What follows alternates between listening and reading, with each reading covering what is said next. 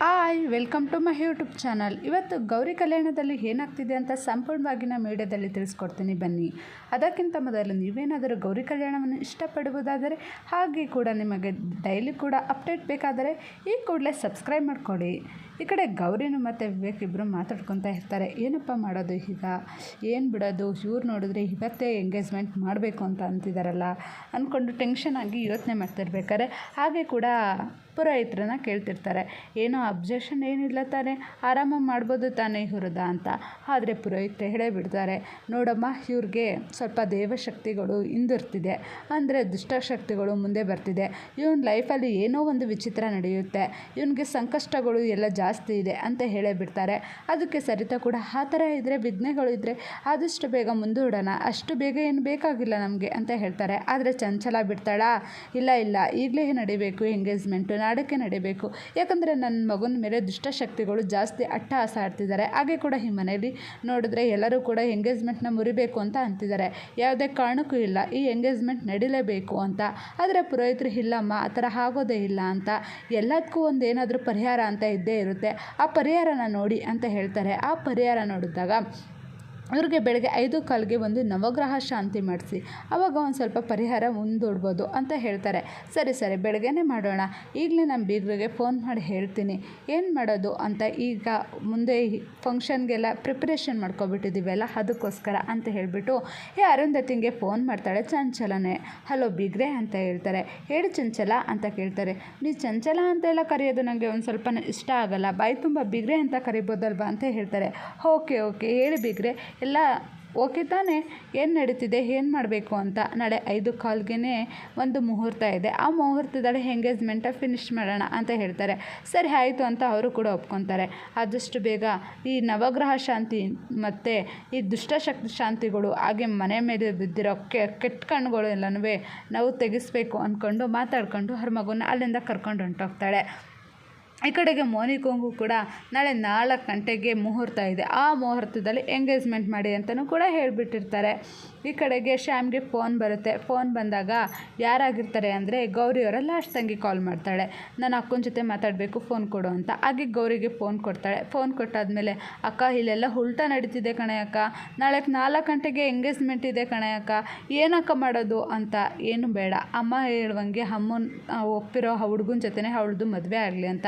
ಏನಕ್ಕೆ ಹೇಳ್ತಿದ್ಯಾ, ಹಾಗಾದರೆ ಅನಿಕೇತ್ ಜೊತೆಗೆ ಈ ಮೋನಿಕಕ್ಕೊಂದು ಮದುವೆ ಆಗಲಿ ಅಂತ ಅಷ್ಟೊಂದು ನಾವು ಕಷ್ಟಪಟ್ಟಿದ್ದೆಲ್ಲ ವ್ಯರ್ಥನಾ ಅಂತ ನಾವು ಒಂಥರ ಅಂದ್ಕೊಂಡಿದ್ವಿ. ಈ ಅನಿಕೇತ್ ನೋಡಿದ್ರೆ ಒಟ್ಟು ಉಸಿರುವಳಿ, ಅಂದರೆ ಅವನ ಕ್ಯಾರೆಕ್ಟರ್ ಸರಿ ಇಲ್ಲ, ನಮ್ಮಕ್ಕ ಅವನ ಜೊತೆ ಬಾಳಕ್ಕೆ ಯಾವುದೇ ಕಾರಣಕ್ಕೂ ಸೂಟ್ ಆಗಲ್ಲ, ಬೇಡ ಬೇಡ ಅಂತ ಹೇಳೇ ಬಿಡ್ತಾರೆ. ಹಾಗಾದರೆ ಏನು ಮಾಡೋದು, ಅಮ್ಮಂಗೆ ಹೇಳ, ಅಮ್ಮ ರಂಪಾಟ ಮಾಡೋದ್ರೂ ನಿನ್ನ ಉಳಿಸ್ಕೊತಾರೆ ಅಂತ ಹೇಳ್ತಾರೆ. ಬೇಡ ಬೇಡ ಆ ಥರ ಮಾಡೋಕ್ಕೆ ಹೋಗಬೇಡ, ಈ ಮಾನ ಮರ್ಯಾದೆ ಹೋಗುತ್ತೆ ಈ ಮನೆಯದು, ನಾವೇ ಏನಾದರೂ ಮಾಡೋಣ ಲಾಸ್ಟ್ ಮಿನಿಟ್ ಗಂಟ ಅಂತ ಹೇಳಿಬಿಟ್ಟು ಕಳ್ಕೊಬೇಡ ಅಂತ ಕಾಲ್ ಕಟ್ ಮಾಡ್ತಾಳೆ.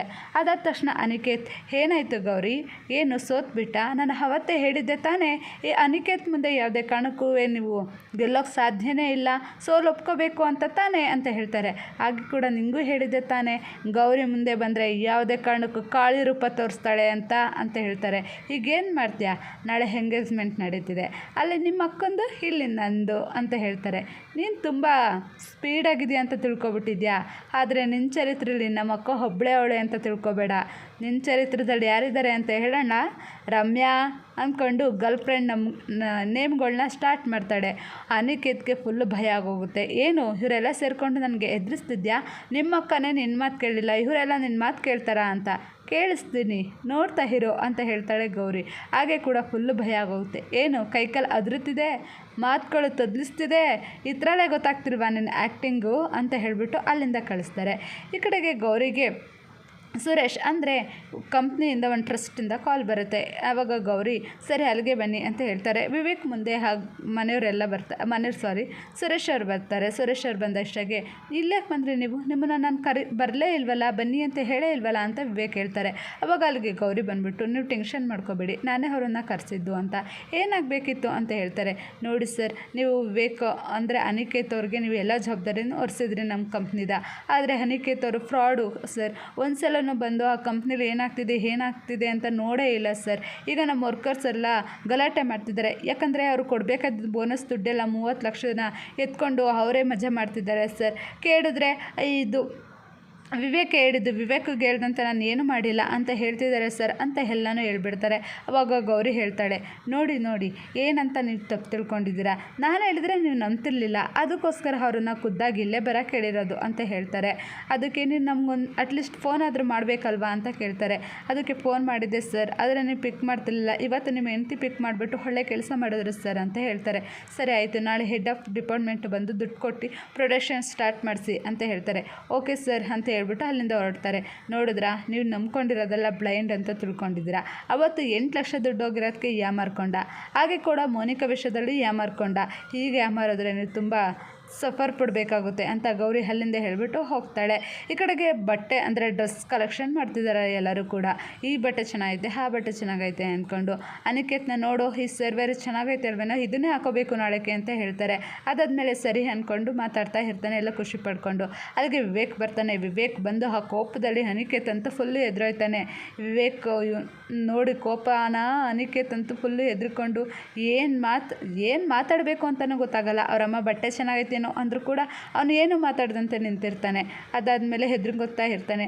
ಅದಕ್ಕೆ ಗೌರಿ ಹೇಳ್ತಾಳೆ, ಯಾಕೆ ಬಟ್ಟೆ ನೋಡ್ಕೊಂಡು ಹೇಳಿ ಚೆನ್ನಾಗೈತಾ ಅಂತ, ನನ್ನ ಗಂಡನ್ನೇ ಅಷ್ಟೊಂದು ನೋಡ್ತಿದ್ದೀರಾ ಅಂತ. ಆವಾಗ ಅನಿಕೇತ್ ಅಲ್ಲಿಂದ ಎದ್ದೋಗ್ತಾ ಇರ್ತಾನೆ. ಅಷ್ಟೊತ್ತಿಗೆ ಅವರಮ್ಮ, ಅನಿಕೇತ್ ನನ್ನ ಲೈಫಲ್ಲಿ ಏನೆಲ್ಲ ನಾನು ಸ್ಟ್ರಗಲ್ ಪಟ್ಟಿದ್ದೀನಿ ಗೊತ್ತಾ, ನಿನ್ನ ಲೈಫಲ್ಲಿ ಫಸ್ಟ್ ಟೈಮ್ ಶುಭ ಕಾರ್ಯ ನಡೀತಿದೆ, ನನಗಂತೂ ಫುಲ್ಲು ಖುಷಿ ಆಗ್ತಿದೆ, ನಿಂದು ಕಣೋ, ನೀನು ಸೆಲೆಕ್ಷನ್ ಮಾಡೋ ಅಂತ ಹೇಳಿದ ತಕ್ಷಣ ವಿವೇಕ್ ಕರ್ಗೋಗ್ತಾನೆ. ವಿವೇಕ್ ಅಲ್ಲಿಂದ ಹೊರಟ್ಬಿಡ್ತಾನೆ. ಅವಾಗ ಗೌರಿ, ಏನು ಮಾಡ್ತಿದ್ದೀರಾ ನೀವು ಅಂತ ಕೇಳ್ತಾರೆ. ಇಲ್ಲ, ಅತ್ತೆ ಕನಸಲ್ಲಿ ಅತ್ತೆ ಲೈಫಲ್ಲಿ ತುಂಬ ಸಫರ್ ಪಟ್ಟಿದ್ದಾರೆ. ಇವತ್ತು ವಿವೇಕನ ಮದುವೆಯಲ್ಲಿ ಈ ಥರ ಮಾಡಬೇಕು ಅಂತ ಖುಷಿ ಪಡ್ತಿದ್ದಾರೆ. 30 ಲಕ್ಷಕ್ಕೋಸ್ಕರ ಅವನ ಮಾನ ಮರ್ಯಾದೆ ತೆಗೆಯೋದು ನನಗೆ ಇಷ್ಟ ಆಗಲಿಲ್ಲ, ಅದರಿಂದ ನಾನು ಇದನ್ನು ಇಲ್ಲಿಗೆ ಬಿಡ್ತಿದ್ದೀನಿ ಅಂತ ಹೇಳ್ತಾರೆ. ಆವಾಗ ಗೌರಿ ಮನಸ್ಸಲ್ಲಿ ಅಂದ್ಕೊತಾಳೆ, ನನ್ನ ಗಂಡನ ದೊಡ್ಡ ಗುಣನೇ ಈ ಥರ ಮಾಡ್ತಿದೆ, ಅವರೇ ದುರ್ಬಲ ತೊಗೊತಿದ್ದಾರೆ, ಬಲ ತೊಗೊತಿದ್ದಾರೆ ಅಂದ್ಕೊಂಡು ಮನಸ್ಸಲ್ಲಿ ಹೇಳ್ತಿರ್ತಾರೆ. ಹಾಗೆ ಮುಂದಿನ ಸಂಚಿಕೆಯಲ್ಲಿ ಗೌರಿಗೂ ಮತ್ತು ವಿವೇಕು ವಾದ ನಡೀತಾ ಇದೆ. ಇದೇ ಲಾಸ್ಟ್ ಚಾನ್ಸ್, ಆದಷ್ಟು ಬೇಗ ನಿನ್ನ ಸಾಕ್ಷಿನ ನಿರೂಪಿಸುವ ಅಂತ.